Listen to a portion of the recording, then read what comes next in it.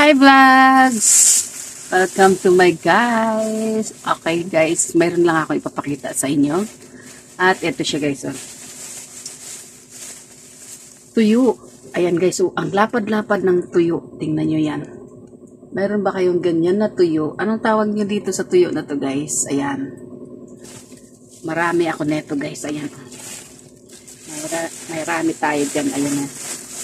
Ayan guys. Ang sarap neto guys. Para siyang chicharon. Okay, ayan. Oh, see? Look at that. I have so many here. Oh, dalawa.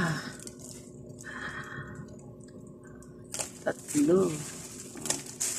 And guys, grabe, dami. O, diba?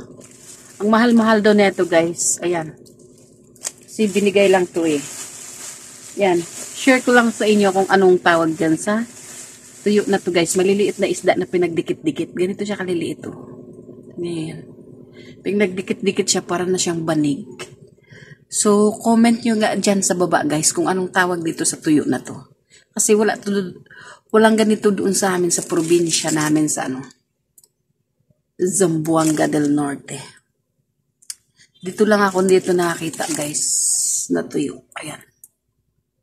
So, that's all guys. Thank you for watching. See you in my next vlog. Bye-bye.